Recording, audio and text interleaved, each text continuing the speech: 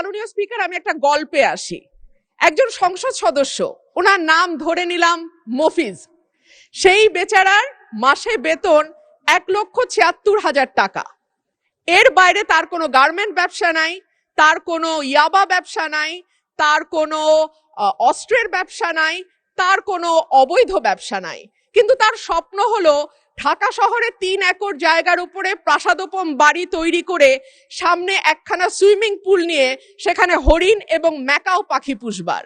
কিন্তু মাননীয় স্পিকার, তার এই 1,76,000 সৎ পয়সার টাকায় কি ঢাকা শহরে 3 একর জায়গায় প্রাসাদোপম বাড়ি মেনটেন করা, তৈরি করা সম্ভব?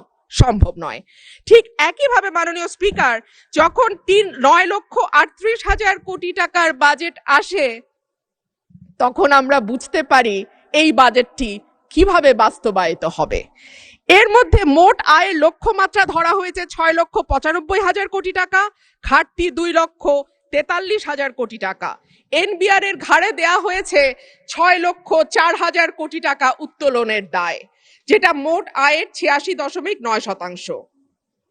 যদি 2025-26 অর্থ বছরের দিকে তাকাই মাননীয় স্পিকার, আমরা দেখব এপ্রিল পর্যন্ত 3,26,000 কোটি টাকার বেশি এনবিআর আদায় করতে পারে নাই। সেই এনবিআর কে যদি আমরা 3 লক্ষের দ্বিগুণ 6 লক্ষ কোটি টাকা আদায়ের দায় চাপিয়ে দেই, এনবিআর এর পক্ষে কি করে সেটা আদায় করা সম্ভব আমার মাথায় ঢুকে না। তাহলে যে 2,43,000 কোটি টাকার ঘাটতি বাজেট, এনবিআর যদি 6 লক্ষ কোটি টাকা তুলতে না পারে কর হিসেবে, সেই ঘাটতি আরো বাড়বে। আর ঘাটতি মেটানোর রাস্তা আছে মাত্র 2টা। এক হলো দেশের ব্যাংক থেকে ঋণ নেয়া, 2 হচ্ছে বিদেশ থেকে ঋণ বা অনুদান নেয়া। দেশের ব্যাংকিং খাত থেকে ঋণের লক্ষ্যমাত্রা ধরা হয়েছে 1,12,000 কোটি টাকা। এনবিআর তার লক্ষ্যমাত্রা পূরণে ব্যর্থ হলে ঘাটতি বাড়ার সাথে সাথে ব্যাংক খাত থেকে ঋণ নেয়ার পরিমাণও বাড়বে। আর সরকার যখন ব্যাংকিং খাত থেকে ঋণ নেয় মাননীয় স্পিকার, যাদের অর্থনীতির ব্যাপারে ন্যূনতম ধারণা আছে তারা সকলেই বুঝতে পারবে যে তখন ব্যক্তি খাতে ঋণের পরিমাণ অটোমেটিক্যালি কমে যায়। 25শে নভেম্বর 2025 প্রথম আলোর খবর বলছে, বিনিয়োগে এতটা মন্দাবস্থা আগে দেখেনি বাংলাদেশ। জ্বালানি সংকট, আর্থিক খাতের দুরবস্থা, উচ্চ সুদ হার, উচ্চ মূল্যস্ফীতির সাথে যুক্ত হওয়া অস্থিরতা ও অনিশ্চয়তা সবকিছুই ভূমিকা রেখেছে। অথচ অর্থনীতি যে গর্তে পড়েছে, সেখান থেকে তুলবার জন্য বিনিয়োগ ছাড়া সরকারের হাতে আর কোনো রাস্তা নাই। অর্থমন্ত্রী নিজেও সেটা উপলব্ধি করে বলেছেন, আমরা ঋণ নির্ভর বাজেট থেকে ধীরে ধীরে বিনিয়োগ নির্ভর অর্থনীতির দিকে যেতে চাই। কিন্তু বিনিয়োগের জন্য যে পরিবেশ দরকার, তার কতটা বাংলাদেশ এনশিওর করতে পারছে? গ্যাস এবং বিদ্যুতের দুষ্প্রাপ্যতা, আমলাতান্ত্রিক জটিলতা, অবকাঠামোগত দুর্বলতা, ঋণ প্রাপ্তির সমস্যা, ঋণে উচ্চ সুদ পুরো বিষয়টিকে এতটাই জটিল করেছে যে ইজ অফ ডুইং বিজনেস বা ব্যবসা সহজীকরণের যেই তালিকা বিশ্ব ব্যাংক প্রকাশ করে, সেখানে 190টা দেশের মধ্যে বাংলাদেশের অবস্থান 168তম। মাননীয় স্পিকার, এটা 2020 সালের পরিসংখ্যান, এরপরে নতুন পরিসংখ্যান পাওয়া যায়নি। যে দেশের সরকারি হিসেবে বেকারের সংখ্যা 26 লাখ আর বেসরকারি হিসাবে সেটা 1.25 কোটির ওপরে, সেই রকম একটা দেশে যদি বিনিয়োগের জন্য পর্যাপ্ত অর্থ না পাওয়া যায় কিংবা বিনিয়োগের অনুকূল পরিবেশ তৈরি না করা যায়, তাহলে কি করে নতুন কর্মসংস্থান তৈরি হবে আমি জানি না। সে কারণেই বাংলাদেশের প্রবৃদ্ধিকে জবলেস গ্রোথ হিসেবে চিহ্নিত করা হয়। মাননীয় স্পিকার, বিনিয়োগ যদি আমরা একপাশে সরিয়েও রাখি, ব্যাংক কি বা ঋণ দেবে কোথা থেকে? ঋণ খেলাপিদের এই সংসদে দাঁড়িয়ে বলতে হচ্ছে বাংলাদেশে টোটাল মন্দ ঋণের পরিমাণ 6,44,000 কোটি টাকা। এর সঙ্গে যদি আপনি অবলোপন, পুনঃতফসিল করা এবং মামলার কারণে যে ঋণের টাকাটা আটকে আছে আদালতে, অর্থাৎ পেন্ডিং মামলা হিসাবে যেটা এখনো খাতায় তোলা হয় নাই অ্যামাউন্টটা, সেটা যদি আমরা যোগ করি, এই পরিমাণ গিয়ে দাঁড়াবে 11 লক্ষ কোটি টাকা, যেটা মোট ঋণের 59.4 0.73%। সুতরাং ব্যাংকগুলো চাইলেও সরকারকে বেশি সহায়তা দিতে পারবে না। এর বাইরে আর থাকে টাকা ছাপানো বা কেন্দ্রীয় ব্যাংক থেকে নেয়া, সেটাকে আমরা হাই পাওয়ার্ড মানি বলি মাননীয় স্পিকার, যেটা নর্মাল টাকার 5 গুণ বেশি শক্তিশালী হিসেবে কাজ করে এবং বাজারে মূল্যস্ফীতিকে অটোমেটিক্যালি উস্কে দেয়। মাননীয় স্পিকার, এবার আসি বিদেশি ঋণের কথায়। বাংলাদেশে বর্তমান সরকারের বৈদেশিক ঋণের স্থিতি $78 বিলিয়ন, বা আর সরকারি বেসরকারি খাতের মিলিত বৈদেশিক ঋণের পরিমাণ $133 বিলিয়ন, যেখানে টোটাল জিডিপির পরিমাণ $510 বিলিয়ন। এইসব দেশি বিদেশি ঋণের সুদ পরিশোধের জন্য বাজেটে রাখা হয়েছে 13.59%, যেখানে স্বাস্থ্য, শিক্ষা, সামাজিক সুরক্ষা এবং খাদ্য এই 4টি খাত মিলে পুরো ব্যয় ধরা হয়েছে 29.74%।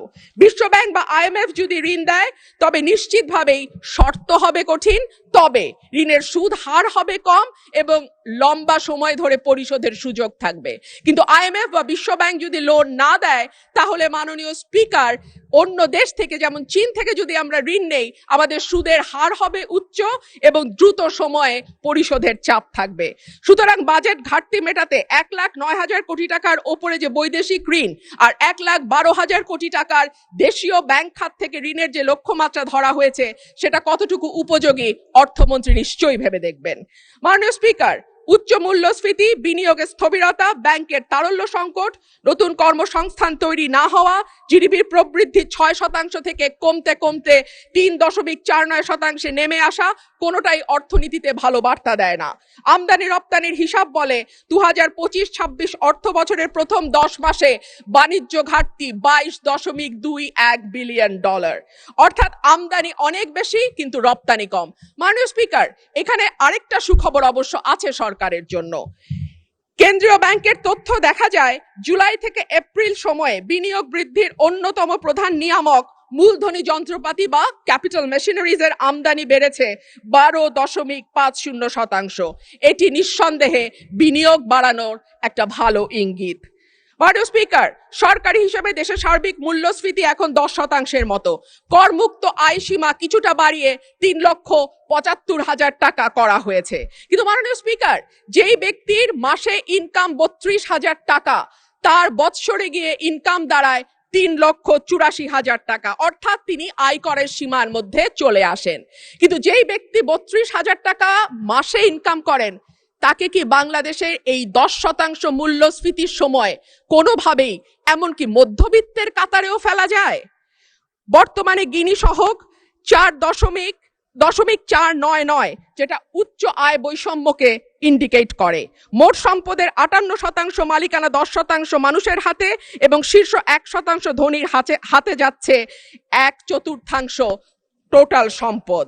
শুধু সেটাই নয়, আয়করের ক্ষেত্রে সরকারের যাবতীয় চাপ গিয়ে পড়ে সেই সব মানুষের ওপরে যারা ব্যাংকের মাধ্যমে বেতন পান, অর্থাৎ যাদের আয়কে সরাসরি ট্র্যাক করা যায়। কিন্তু যাদের আয়কে ট্র্যাক করা যায় না এমন মানুষের সংখ্যাই বেশি, এবং সে কারণে দেখা যায় বিগত 15 বছরে আমরা একজন জর্দা ব্যবসায়ী কাউস মিয়াকে 1 নম্বর হতে দেখেছিলাম ব্যক্তি খাতে ঋণ ইনকাম ট্যাক্স দাওয়াতে।